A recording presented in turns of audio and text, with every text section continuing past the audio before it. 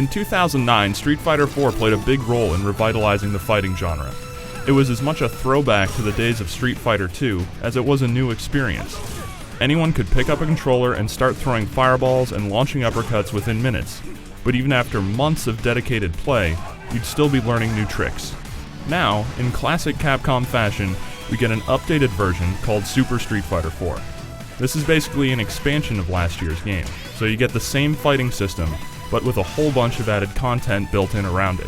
This game is much more geared for the type of player that likes to compete with others, with a much improved online suite and more options for play.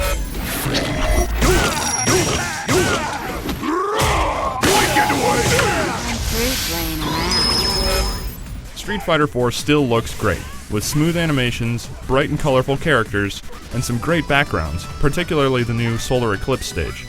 This game offers 10 new fighters in addition to the entire returning cast from the original, bringing the total to 35. Two of the new additions, Hakan and Juri, have never appeared in Street Fighter games before, and boast distinct appearances and movesets.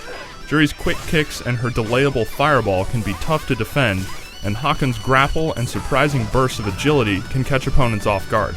Aside from the new character models and stages, much of Super Street Fighter IV will look familiar, which means it looks great. If you decide to play the arcade mode, you'll find new and completely forgettable animated story scenes. The tales of the various fighters aren't really worth paying attention to, but at least you get to smash cars and break barrels like in Street Fighter II.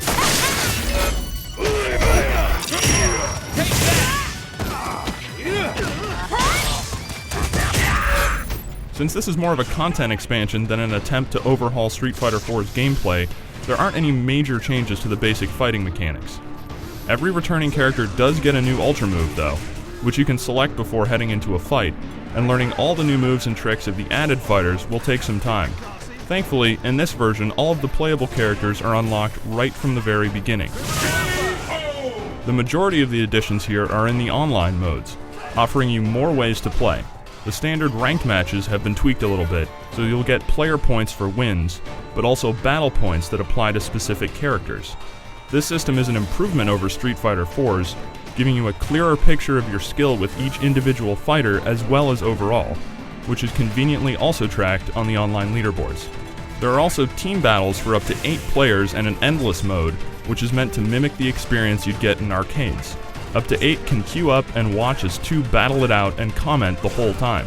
This means plenty of trash talking, or if you're playing with reasonable people, interesting conversation about how to chain new combos, which could be useful as a learning experience. If you're new and still trying to figure out how everything works, there's also an impressive replay channel that allows you to view a huge range of fights from around the Street Fighter community. You can pick from a constantly updated list, save replays if you like, and afterward, if you find a really good match, you can even invite in your friends to watch it together. This makes viewing matches between players better than you easy to do, which helps you learn and means you don't have to scour YouTube to find interesting clips. Get ready!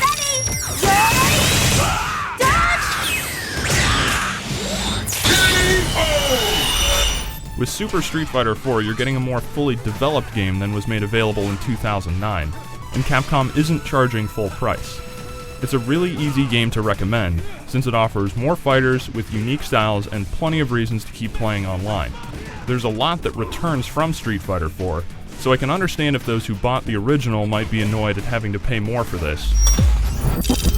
But if someone were to walk up to me and ask what's the one fighting game they should buy right now, my answer would be Super Street Fighter IV.